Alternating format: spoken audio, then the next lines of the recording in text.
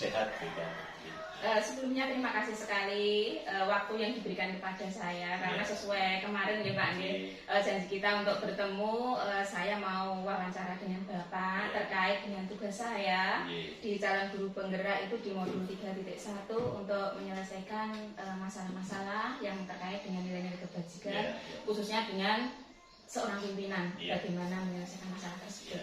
Untuk pertanyaan saya yang pertama Bapak, pernahkah Bapak selama menjadi kepala sekolah ini mengalami atau mengalami suatu kasus yang di situ berhubungan dengan dilema? Kemudian bersediakah Bapak untuk bercerita kepada saya? Terus kemudian bagaimana solusinya?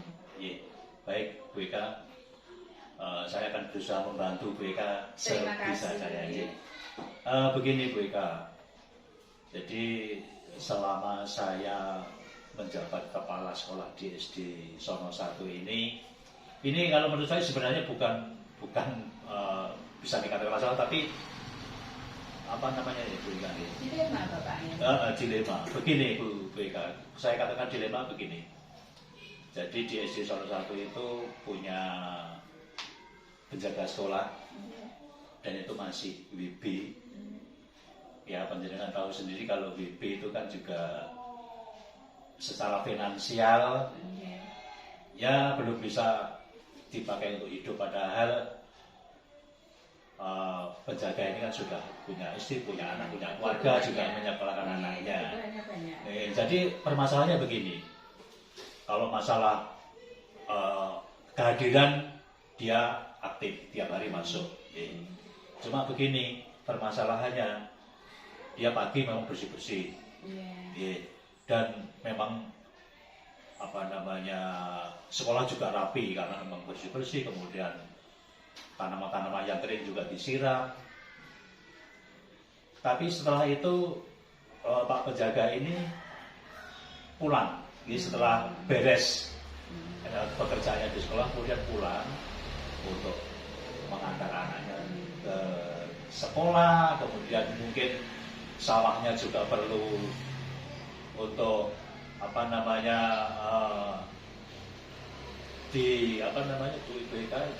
diwatun dan sebagainya. Jadi saya kalau melarang, saya bagaimana nggak tega, karena penghasilannya kan juga dari situ juga. Tetapi kalau tidak saya larang, saya juga tidak enak dengan rekan-rekan. Jadi kita ngambil tengah-tengahnya, monggo. Jadi memang saya komunikasikan, yang penting tugas penjenengan selesai, ditinggal monggo, tapi nanti ada tugas lagi kembali ke sekolah. Begitu Bu Ika. Jadi Bapak penjaga tadi menyelesaikan tugas pribadinya begitu ya Pak. Disitulah akhirnya muncul dilema. Lantas penyelesaian apa yang Bapak lakukan Pak? Begitu. Untuk penyelesaiannya memang saya komunikasikan dengan Pak penjaga tadi. Dan juga saya juga harus berdiskusi juga dengan rekan-rekan. Baiknya bagaimana apabila ada permasalahan seperti ini. Jadi di satu sisi tidak merugikan sekolahan, tetapi juga tidak merugikan si penjaganya tadi. Kemudian bagaimana Bapak panjenengan bisa mengidentifikasi itu termasuk dilema etika ataukah itu bujukan moral gitu? Begini Bu Eka, sepengetahuan saya Bu Eka, kalau dilema etika itu tidak bersinggungan dengan ranah hukum. Tetapi kalau bujukan moral, kalau menurut saya memang bersinggungan dengan ranah hukum. Maka seperti yang saya katakan tadi, bahwa penjaga tadi tidak bersinggungan dengan masalah hukum, maka saya bisa mengambil kesimpulan bahwa ini adalah dilema etika. Begitu Bu Eka. Memang sangat susah ya Pak ya, karena benar lawan benar itu tadi juga. Dan itu sebenarnya tidak bersinggungan dengan hukum, tapi itu juga kasus dan permasalahan juga harus diselesaikan seperti itu. Kemudian langkah apa atau prosedur apa yang Bapak lakukan untuk menangani dilema etika yang panjenengan hadapi? Untuk menyelesaikan suatu masalah itu itu kita tidak boleh gegabah langsung mengambil keputusan itu seperti itu. Tapi kalau memang sebaiknya saya diskusikan dulu dengan Bapak Ibu guru. Bagaimana Bapak Ibu guru ini permasalahan, menurut saya permasalahan ini seperti ini yang dialami Pak Penjaga seperti ini. Selain itu saya juga harus komunikasi dengan Pak Penjaga juga. Yang bersangkutan. Ini maunya dari kita seperti ini, Pak Penjaga. Jadi kita saling terbuka, ada keterbukaan itu yang penting. Iya, dikomunikasikan. Yang penting ada komunikasi dan keterbukaan. Pasti masalah akan selesai dengan baik. Berarti selain dengan yang bersangkutan, Bapak juga perlu dan butuh orang lain. Iya. Karena kalau saya terus terang tidak bisa memutuskan sendiri. Nanti jangan-jangan keputusan saya tidak sesuai dengan kemauan dari rekan-rekan. Maka kita harus ada kolaborasi antara saya sebagai yang dituakan, Bapak Ibu guru dan juga yang bersangkutan. Begitu Bu. Berarti sangat butuh kolaborasi juga. Iya, betul. Harus ada kolaborasi. Kemudian hal apa yang sudah Bapak lakukan itu hal yang paling efektif untuk menyelesaikan masalah khususnya dilema etika ini? Yang paling efektif ya sudah saya jelaskan tadi Bu Eka. Kita komunikasikan dengan baik. Jadi si penjaga kita duduk bareng-bareng dan juga dengan Bapak Ibu guru. Ini baiknya bagaimana. Jadi kita buat sedikit rapat begitu, rapat kecil. Ya ada Bapak Ibu guru, kemudian Bapak Penjaga juga ada. Biar Pak Penjaga mengutarakan permasalahannya, nanti berbicara seperti ini. Dan itu saya anggap efektif juga. Terima kasih. Kemudian dalam menyelesaikan suatu masalah kan tentunya ada tantangan gitu. Dan itu ada tantangannya nggak Mbak kemarin? Tantangannya kalau menurut saya gitu ya ini bagaimana ya? Kalau tidak segera saya selesaikan itu nanti akan menimbulkan iri dari yang lain ya. Begitu kok enak saja sering pulang gitu. Tapi kita juga harus tahu bahwa latar belakangnya Pak Penjaga itu seperti ini. Itu menurut saya tantangannya. Jadi kalau menurut saya tantangan itu adalah ya dari kita sendiri dan juga dari rekan-rekan guru.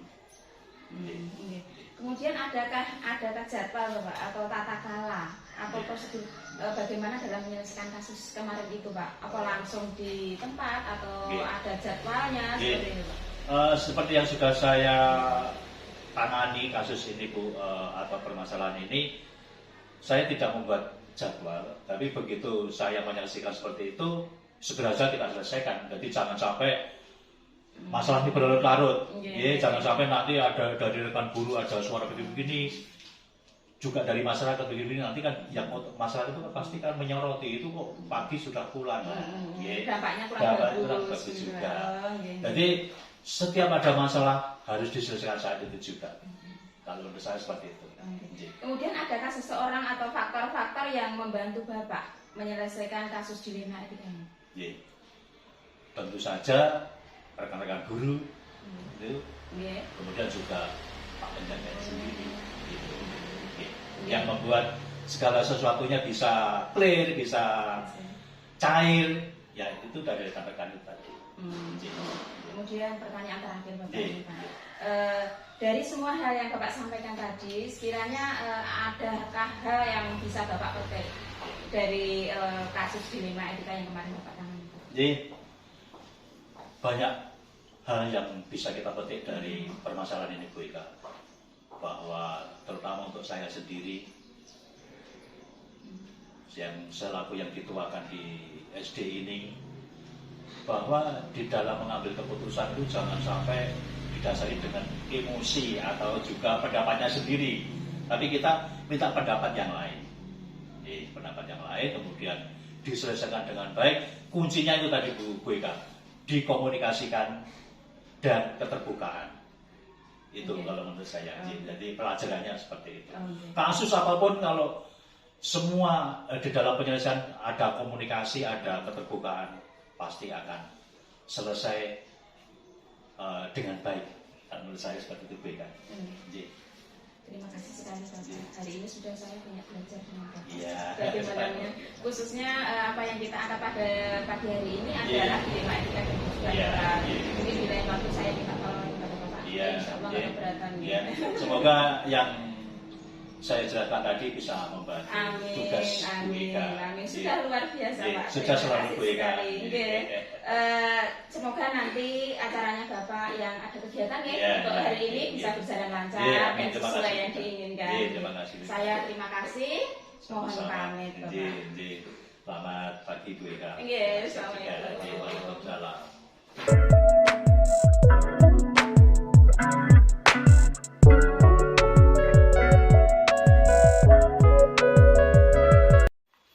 Selamat pagi Ibu.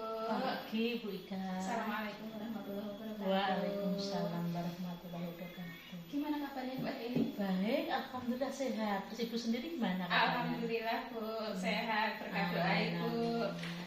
Mohon maaf pagi ini saya mau merepoti penjenengan yang tentunya banyak acara ya Bu ya, pada hari ini aja juga banyak acara sesuai janji saya kemarin Bu ya. Kita mau bertemu. Saya mau merepotin Ibu, mau wawancara 10 menit 15 menit ke depan Bu. Bisa Waduh, gitu? wawancara apa itu? Bisa ya Bu ya. Insya Allah, sebisa saya nggih, saya bantu. Terima kasih. Masalahnya nanti kalau apa ya? Apa yang ditanyakan saya nggak tahu, belum tahu gitu ya. Insya Allah Ibu tahu. Iya. Begini Bu, terkait dengan tugas saya sebagai calon guru penggerak itu di modul 3.1 itu ada tugas untuk menyelesaikan permasalahan yang tentunya berhubungan dengan kasus-kasus dilema etika dan dorongan moral Ibu. Untuk pertanyaan saya yang pertama, selama Ibu menjadi kepala sekolah, pernahkah Ibu mengalami suatu kasus yang hari itu berhubungan dengan dilema etika? Iya. Kemudian bersediakah Ibu untuk menceritakan kepada saya? Kemudian gimana penyelesaiannya? Injin. Kalau masalah atau kasus itu dari dulu banyak sekali Mbak, macam-macam ya dah. Tapi mungkin yang baru-baru ini ada kasus sih, cuma ya gimana ya, kasus termasuk dilema etika dan apa itu moral ya. Yes. Itu Ibu mau bercerita Bu, mungkin kasusnya seperti apa? Oh iya, kemarin ya 2 bulan yang lalu ya Bu ya, kan ada bapak guru mengajar di kelasnya. Nah kebetulan saya lewat mau ke kamar kecil. Loh, anak-anak juga mungkin izin mau ke kamar kecil mungkin. Terus saya kok pada ketawa sambil nutup mulutnya. Ada apa Cah? Kok ketawa-ketawa? Enggak bu, kayak gitu. Jadi saya tanya, orang dong aku Mbak. Jadi cuma terus berjalan terus tapi sambil tertawa. Nah gitu. Berarti dilema juga ya Bu ya. Jadi saya kan penasaran. Terus kemudian Ibu, keputusan apa Ibu kemudian yang jenengan lakukan Bu? Oh iya, melihat kejadian itu ya. seperti itu. Kan pas istirahat, anak-anak saya juga melihat itu ya. Anak-anak malah ketawa, malah keras ketawanya, pada keras. Anak-anak terus saya tanya juga nggak ngaku. Terus saya pikir-pikir apa ya? Saya pikir apa Pak gurunya, apa kelasnya saya tengok biasa-biasa aja, aman-aman saja. Terus saya tanya Pak guru, saya deketi bapak gurunya itu, apa ya yang salah? Kok anak-anak pada ketawa? Terus saya tanyakan Pak gurunya, ada apa ya anak-anak pada ketawa? Mboten ngertos niku Bu. Nah, jawabannya kayak begitu. Nah, saya kan penasaran juga. Apa ya ternyata? Kok pada ketawa-tertawa? Terus ternyata saya melihat Pak guru itu seletengnya belum dibetuli. Jadi maka dari itu mungkin anak-anak pada tertawa itu masalahnya. Gitu. Ya, berarti dia dilema juga ya Bu ya. Nanti bagaimana kalau menyinggung bapaknya? Terus bagaimana dengan pembelajarannya di kelas? Terus yang dibetulkan kan di daerah Iya, sensitif, sensitif lah. Jadi saya juga nggak enak lah. Saya sebagai perempuan terus bapak gurunya itu kan bapak-bapak. Begitu loh Bika. Terus bagaimana cara ibu bisa membedakan oh itu kasus dilema etika, oh itu kasus bujukan moral, seperti itu bagaimana ibu mengidentifikasi? Begini Mbak, terus begini bapaknya itulah kan saya panggil sendiri, itu kan termasuk etika ya. Terus nanti saya panggil sendiri, saya tegur, Bapak, ini kan apa ya, seleting belum dibetulkan itu kan juga jadi masalah untuk anak-anak. Mungkin anak-anak dikasih pelajaran tidak konsentrasi karena melihat itu ya kan. Jadi saya panggil sendiri, tolong Pak nanti dibetulin kalau kembali ke kelas. Begitu, secara etika saya panggil sendiri.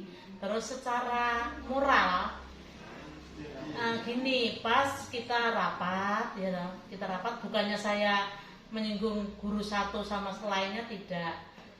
Gini saya sarankan Bapak Ibu guru itu kalau berpakaian tolong yang rapi, misalnya ya digosok lah, terus dicek apa kancingnya masih belum benar, apa seletingnya belum benar. Itu kan menjadi itu untuk anak itu penasaran anak-anak ya, jadi mengganggu pembelajaran untuk anak-anak. Seorang guru itu karena menjadi idola.